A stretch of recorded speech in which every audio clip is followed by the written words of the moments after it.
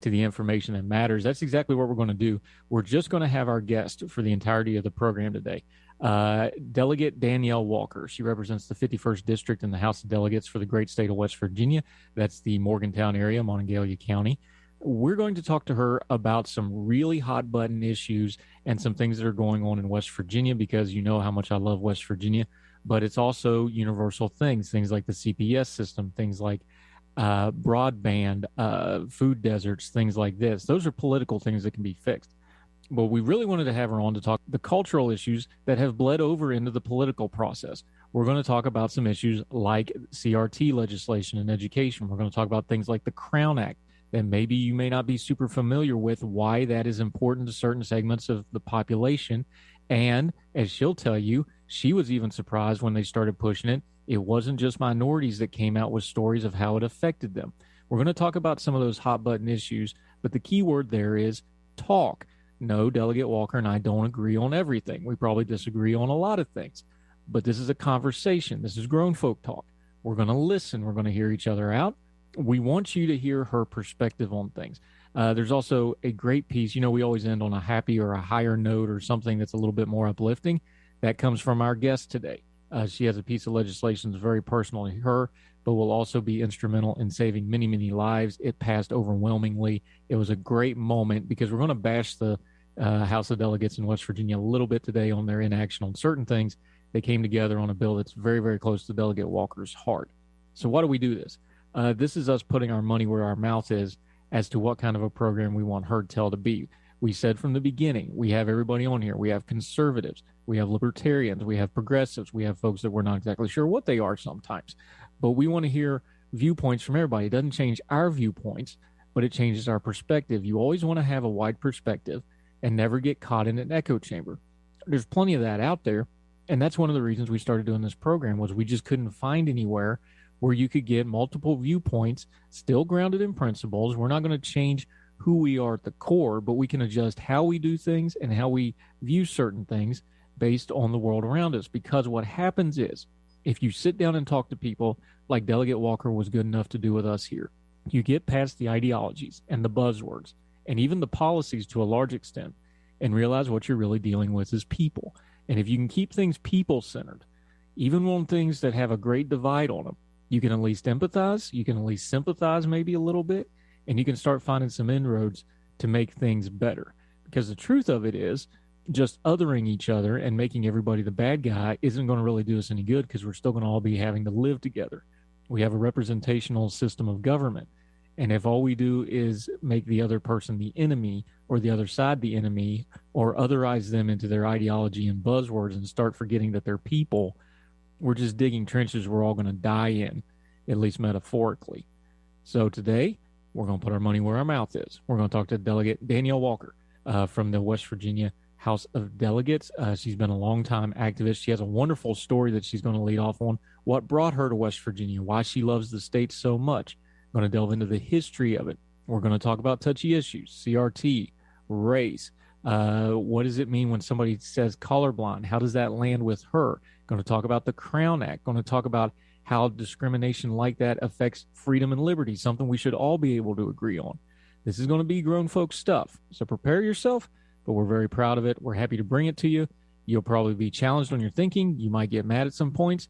You might go, at some points. And we hope at the end of this, you will have learned something. Thrilled to have Delegate Danielle Walker with us on the program today. Hope you enjoy it. We'll continue with her right after this on Heard Tell.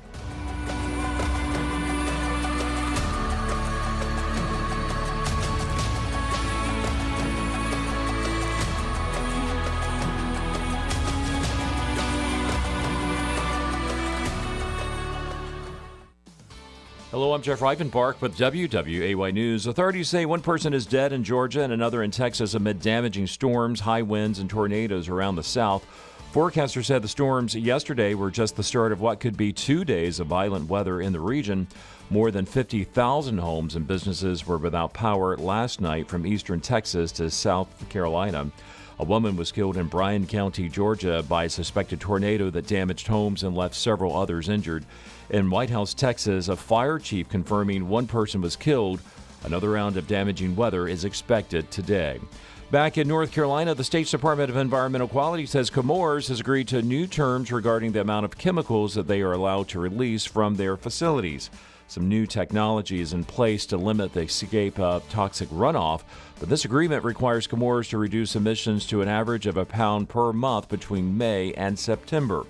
Chemours is also required to install new equipment and follow a rigorous schedule of tests to measure how well the carbon absorber units are controlling emissions. And finally, the company has agreed to pay a penalty assessed last year by the department. Governor Roy Cooper was in the Cape Fear yesterday meeting with leaders and students at Brunswick Community College. The governor is promoting the Longleaf Commitment Community College Grant Program. A number of students say the grant has given them the opportunity to further their education without worrying about immense student debt. The Longleaf Grant ensures students from low to middle income families get at least $2,800 to help with tuition. And HGTV's latest smart home giveaway is located in New Hanover County. The 3,000 square foot house is equipped with numerous smart features, including mirrors that talk, along with an in-ground pool in the backyard. The home will be given away to one lucky person who enters the HGTV contest between April 19th and June 10th. The home's builder says it took 6 months to complete and is valued at nearly $1 million. For more on these stories, head over to WWAYTV3.com. I'm Jeff Rivenbark. Have a great day. Happy Wednesday, everybody. I'm WWAY meteorologist Ramel Carpenter with your Storm Track 3 forecast. We have a mainly quiet day to look forward to today with sunshine and clouds and warm temperatures. If you're inland of the coast, we're going to see high temperatures in the low to middle 80s. Closer to the coast, we'll get into the middle 70s later this afternoon. But later this evening, into the overnight hours, we could see a few isolated showers and storms paying us a visit. These are going to be fairly hit or miss as our temperatures fall down into the middle 60s. Get your full forecast on WWAY and WWAYTV3.com. This news and weather is brought to you by Two Men and a Truck. For your free quote, go to twomenandatruck.com. twomenandatruck.com.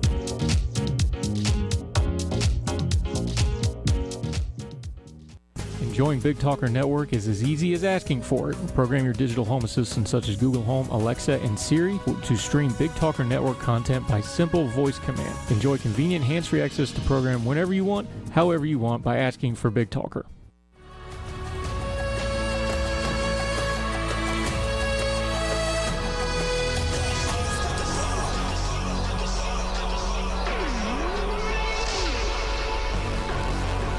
Welcome back to Heard Tell. I am very excited about this.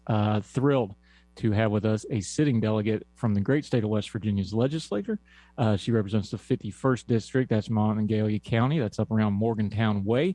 The Right Honorable, because you are an office holder, Danielle Walker. How are you, ma'am? Thank you so much for the time today. I'm doing well. Thank you for having me. I am humbly honored to get the invite and actually make time to be here to speak with everyone.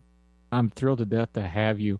Let's just start right there because I know when I tell people I'm from West Virginia, it's in all my bio stuff. I'm proud of being West Virginia. Of course, we get all the jokes, like when I went to basic training and they applauded when I got my first pair of shoes, and we can tell the toothbrush joke again. We can do all that. People usually don't think about racial diversity when it comes to West Virginia, and there's a reason for that. It's one of the least diverse states, but those of us from there, there's a very proud tradition of minorities in the state, larger Appalachian. There's a rich history there for good and bad. Just talk about that for a second, because you are the only female woman of color in the legislature. There's 5 of y'all all together. It's not a lot, but there is a rich history there, and the present history is very, very vibrant, isn't it?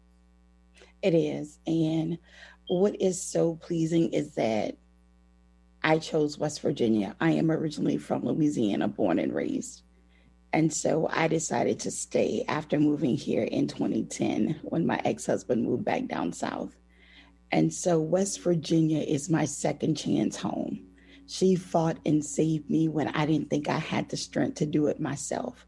So every day I will wake up and be very thankful for wild and wonderful West Virginia. Yeah, I love that story. And I did some TDY time in central Louisiana. They can't make fun of us too awful bad. There's some great folks down there. There's some weird folks in Sunlaw too, but we love them. Your passion for the state comes out in a variety of issues. Talk about it, though, because you are in a super minority in the legislature as a Democrat, as a progressive Democrat. But y'all still getting some legislation. Our mutual friend Kayla Young, who's been on the program, she was joking. She finally lost one. She was like 9 for 10 this session. You're still getting some things done. Mathematically, we understand the constraints. Obviously, there's some things you want to do that are just not practical, but you're still moving the ball on some issues. Talk about being in a super minority like that and still trying to find some inroads on certain issues. Obviously, there's some stuff that, you just fight the fight, you're going to lose because it's a thing. But there's been some real areas of compromise in a couple places, hasn't there? There has been a lot of compromise in many areas. And what is so great about the people in West Virginia is that we actually place the people over politics. And what a lot of folks don't see is 85% of the time we vote with each other. It's just those issues that we are at totally opposite ends that we see a different perspective. So we know that we want to move the state forward. We know that we want infrastructure in the state. We know that we have certain deserts in childcare, in food, but we also know that we want to fight to have a livable wage for each and every person who is working within the borders of the state. How we get to that, that's where the compromise comes from, because we both have to be active listeners, the supermajority and the super minority. And there's a couple issues in there. We're going to talk about a couple of the real hot button ones with you. That's why we invited you in. But there's a couple of people think of them as simple policy things, but they're not when it comes to West Virginia. There's things like broadband. There's things, you talked about food deserts a little bit. It's a long way to the store for a lot of folks in central and southern West Virginia. You get Charleston and the panhandles, and then the great middle kind of gets left behind on a lot of things. I've told the story on this program many times. Friend of mine's real estate development, they got the map on the wall and they got the line where Frontier starts, and they don't even try to develop in there because they can't sell it out of state. These are simple things that are more policy than the culture or politics stuff that gets real hot button issues. This seems like the area we really need to focus on a lot of stuff. I know we have the noise of the other things. Do you see a way going forward on those more practical issues of, okay, these we all agree on need to be done. We need to just hash out how to get it done? Exactly. And that's why the legislature has interim meetings. And in those meetings, we do case studies on different things that's affecting different mountaineers in different areas. And with the economic development that is ran by Mitch Carmichael, as he is the director, he is coming in and also listening to the concerns of what we hear from our constituents. And so just having those open doors of communication is opening more doors of what we need to make sure that the people of West Virginia are not just surviving, but thriving. Broadband is a big issue.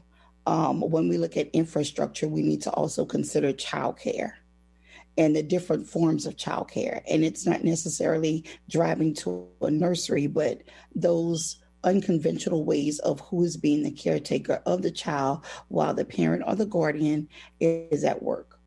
And we also have to look at what we have right now. We are in the middle of a pandemic with a drug epidemic problem here in West Virginia. Yeah, and since you brought it up, I'll just go ahead and bring it up. Something that just breaks my heart. There is an absolute crisis. We know the opioid epidemic, West Virginia's ground zero for it. We know the pandemic through it. We know about the population loss. And underneath that, and the legislature should have dealt with it, frankly, and did not, in my opinion. You can give your opinion on it. The CPS system in West Virginia has been bad for years. This is absolutely broken it.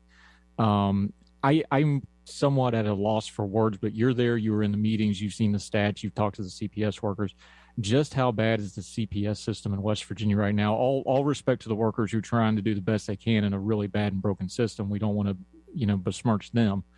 But this is beyond crisis level what's happening with Child Protective Services in the state of West Virginia right now, isn't it?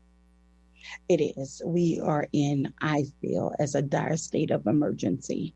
And I want to definitely make sure that we are elevating those CPS workers. But under CPS, we always look at the children, but we also need to look for adult services also, our elders that are being abused as from different caretakers and family members, because the addiction is so bad. And it's not just addiction. You have financial abuse also. What can we do? Well, we looked at remapping DHHR. and the governor vetoed the bill. So what can we do? We looked at giving a livable wage to the CPS workers. But what else can we do? Why do we not have a functioning, flowing revenue stream and also more people applying for those jobs? My concern with CPS is the children and the families. I don't think any child that the state of West Virginia has taken should be escorted out of state for someone else to take care of that child. I have a problem with that. Any child that was removed from their home should not go to a hotel to stay in, leaving from one situation and being placed in another. I have a problem with that. And we don't have the system where we can see exactly where our foster kinship parents are available because our computer system is so old. And just like the pandemic, we got caught up in a whirlwind real quick. So we went through a whole bunch of natural disasters with the drug epidemic, and especially opioid. So it's like we had a hurricane, a tornado, an earthquake, and a tsunami hit the state all at one time because the drugs level it superseded. It went from our children being addicted to our workforce being addicted to now grandparents taking care of children, great aunties, school personnel because they know the child being accepted as kinship. And there's too many cracks that different situations is falling through. And I'm there not only to listen to those foster care, kinship, and adoptive parents, but also listen to the children that's being affected. I'm a proud board member of West Virginia CASA. And we definitely need those volunteers to link up with those children and families so we can make sure that we have a functional, effective, proficient, loving stream to care for our children of West Virginia. We continue our discussion with Delegate Danielle Walker of the West Virginia House of Delegates right after this on Heard Tell.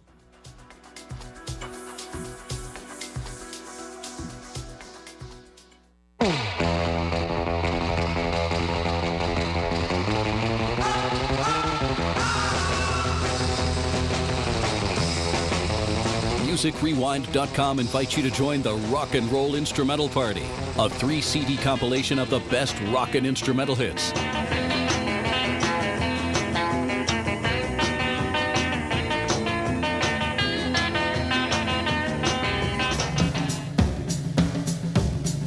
Order Rock and Roll Instrumental Party now at MusicRewind.com or call 800-206-5002. Pay just $19.98, plus get a special bonus of reduced shipping. Just enter or mention promo code ROCKPARTY55. That's MusicRewind.com or call 800-206-5002. Don't forget promo code ROCKPARTY55. This offer is available for a limited time to U.S. residents only and cannot be combined with any other offer. Wake up to Good Morning Carolina, weekdays at 5:30 a.m. And Good Morning Carolina. It is a very busy news morning today. I'm Donna Gregory. And I'm Jeff Rivenbark. We're glad you're starting your Tuesday with us. Be prepared and ready to go for the day ahead. For the time being, we are dry and quiet, but we are dealing with some patchy fog. And catch up with the overnight news you need to know before heading out the door. We'll have more details and more live coverage in just a few moments. Get up early for Good Morning Carolina, weekdays at 5:30 a.m.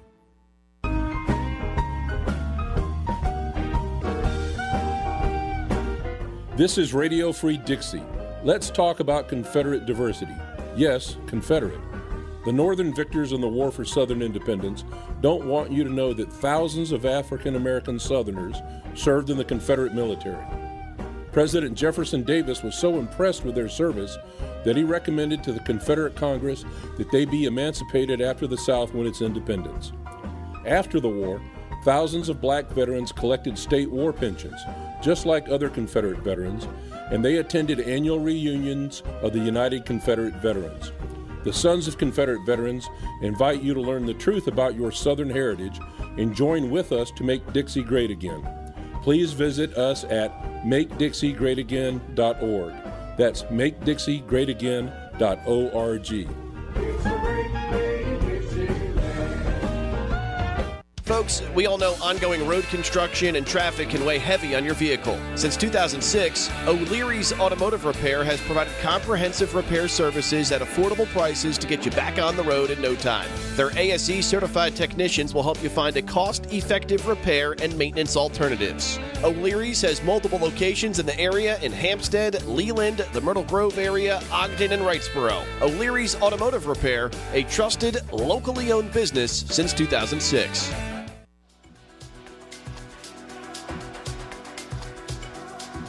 Yeah, I remember talking to Delegate Danielle Walker with us. I remember going home for a funeral summer before last, and I was talking to a guy I grew up with, went to church together, played pickup ball together. He's now a judge in West Virginia, and he just looked at me with almost dead eyes going, I got one case as the mom and the next case as the dad. What am I supposed to do? Like, just the people don't understand, and we've covered it on this show with folks like Dr. Keith Humphreys. These things have blast. This isn't an addict laying on the street. These people have blast radiuses that go off in these communities and these families. It overloads the healthcare system. It overloads the criminal justice system. It overloads a CPS system that, by the way, has been bad for decades. Let's just be clear about that. It was already broken. I don't even know how to really start with this because it's almost beyond a cultural problem now, isn't it? It's beyond a policy problem. It's a resource problem when there's absolutely no resource to pull from. So I understand you have some legislative things you're trying to do. Is it just down to volunteerism where it's just one more case of West Virginians are just going to have to take care of themselves here? Or what are we going to do? We need the community. We need to go back to the days when we were one, where it takes a village to raise a child. That's exactly what we need. We all need to get uncomfortable for many moments so this can be a movement in the right direction. We need first responders on hand, and that is fire department, that is our QRTs, that is our law enforcement, EMTs. We need everyone up front and personal. What is affecting our most vulnerable, and that's our children and our seniors. And so it is more than volunteerism. It is changing from being an ally to an accomplice. So that's going to those city council meetings. That's going to the county commission meetings. That's making sure that we have all the stakeholders up front and we're actually listening. That's keeping up with the numbers of what we call these centers when there is no placement for these children. What is the process when children in the foster care system age out? Are we making sure that we're touching each and every child? Because we have over 7,000. Over 7,000. We got to do better, West Virginia. I say it and people think I'm being overly dramatic about it, but it's really true. I saw the census data. West Virginians, we need to start treating being West Virginia like being an endangered species. I'm over a lot of the noise of it, and let me find some people that are trying to, because I got a little grief about, well, why do you talk to this person or why do you promote this person? That's like, I was like, listen, this is an extension level. There's not a lot of us left, and there's going to be even less of us left with the opioid crisis, the child care crisis, the dropping population. I love West Virginia. I want there to be a West Virginia 100 years from now. And we're not on a path for that right now. And I don't care where I can get an ally for that. Our folks are dying. And I don't want us to pass quietly into the night without doing what we've always done as West Virginians and been like, no, we're going to figure this out one way or the other, and we're going to make this work no matter how dark it gets. And I know the people there know that, but I don't think our government, and I don't think that's both state and federal, and I don't think the people who honestly, I think they want to try to help, I don't think they understand that part of it. Do they? Do we do a good job of conveying that, or is it just one of those things where the stereotypes get in the way? I think it's very